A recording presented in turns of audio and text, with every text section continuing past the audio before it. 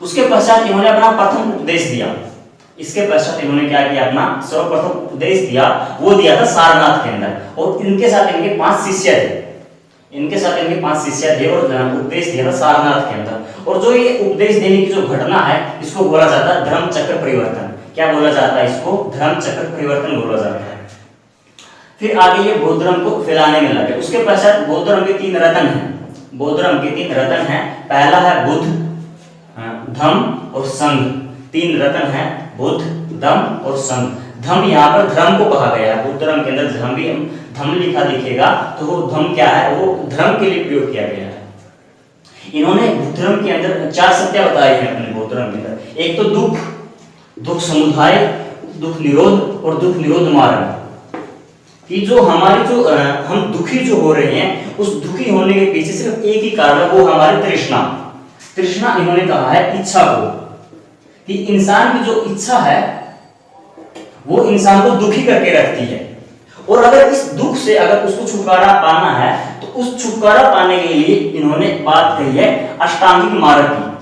किसकी बात कही है? अष्टांगिक मार्ग की। इसके अंदर इन्होंने 8 मार्ग बताए हैं। पहला है सम्यक दृष्टि, फर्स्ट है सम्यक दृष्टि, सेकंड है सम्यक संकल्प, थर्ड है सम्यक वाक, फोर्थ है सम्यक कर्मकांड, फिफ्थ सम्यक आजीवक, सिक्स है सम्यक व्यायाम, सेवंथ सम्यक स्मृति और लास्ट है सम्यक समाधि।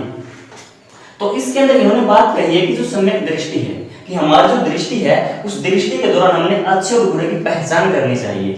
उसके पश्चात कि जब भी हम कोई संकल्प लें, वो हमें उसके अंदर किसी भी पक्षपात नहीं होना चाहिए। हमें जो संकल्प लेना, जो बातें करनी है, वो सत्य के ऊपर आधारित करनी चाहिए। वाणी, कि हमारी जो वाणी है वो हमारी शुद्ध होनी चाहिए, मीठी होनी चाहिए। उसके पश्चात कर्म का, मनुष्य को लगातार कर्म करने चाहिए।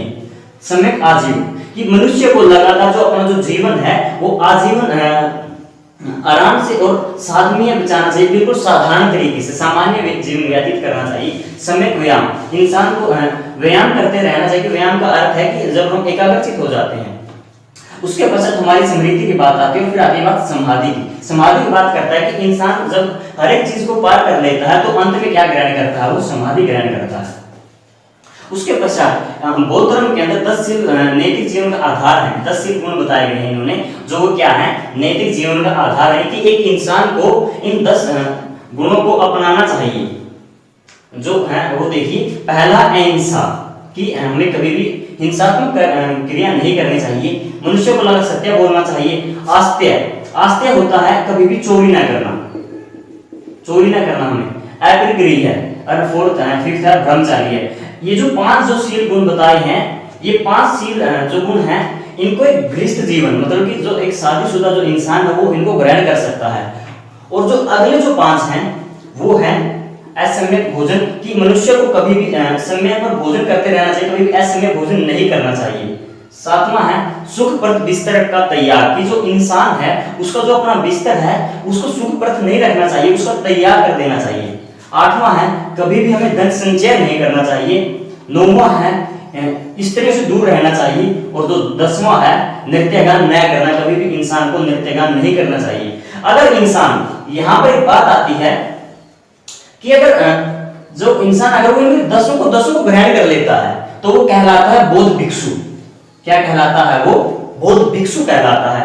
लेकिन अगर वो पहले 5 को ग्रहण करता है, पहले 5 को ग्रहण कर सकता है वो, तो अपने गृहस्थ जीवन के अंदर जिसको ये है कि मुझे घर नहीं तैयारना, मुझे बौद्ध भिक्षु नहीं बनना, तो वो पहले 500 को धारण कर सकता है। और जो पहले 500 को धारण करेगा तो उसको उपासक कहा जाता है। क्या कहा जाता है? उसको उपासक कहा जाता है।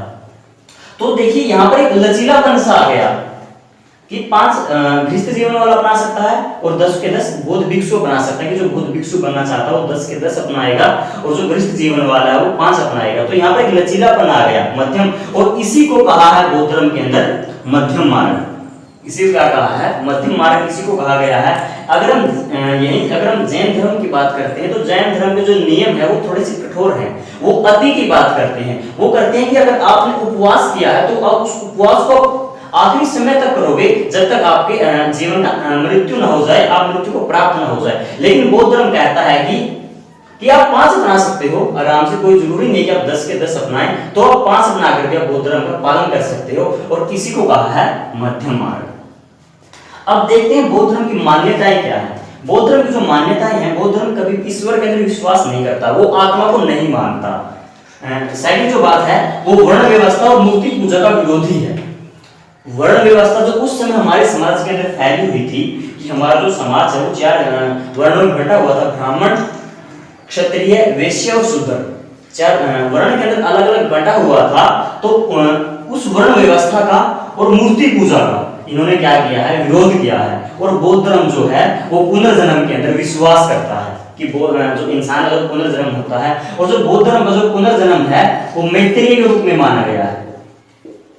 किसके रूप में माना गया है? मैत्रेय के रूप में माना गया है। अब देखते हैं बौद्ध धर्म का साहित्य, कि बौद्ध धर्म का साहित्य क्या है। बौद्ध धर्म के 3 ग्रंथ लिखे गए हैं, सूत पिटक, विनय पिटक और अभिधम्म पिटक। 3 हैं, सूत पिटक, विनय पिटक, अभिधम्म पिटक। जो सूत पिटक है, सूत पिटक के अंदर जो संचय है वो है बौद्ध धर्म से पुनर्जन्म की कथाएं हैं, जिनको जातक कथा भी कहा जाता है, कि जातक कथाओं का संकलन है, पुनर्जन्म की कथाओं का संकलन है इसके अंदर, सूत पिटक के अंदर। और सूत पिटक को बौद्ध धर्म का इंसाइक्लोपीडिया कहा जाता है। क्या कहा जाता है? बौद्ध धर्म का इंसाइक्लोपीडिया कहा जाता है। सेकंड है विनय पिटक। विनय पिटक के अंदर जो बौद्ध धर्म के जो नियम है, नियमों को इकट्ठा किया गया, नियमों का संकलन किया गया है विनय पिटक के अंदर। एंड जो थर्ड है, फाइनल है, वो है अभिधम्म पिटक। अभिधम्म पिटक जो बौद्ध धर्म की जो तृतीय बौद्ध संधि हुई थी उसके दौरान अभिधम्म पिटक को जोड़ा गया था। तो कौन से हैं? सूत पिटक,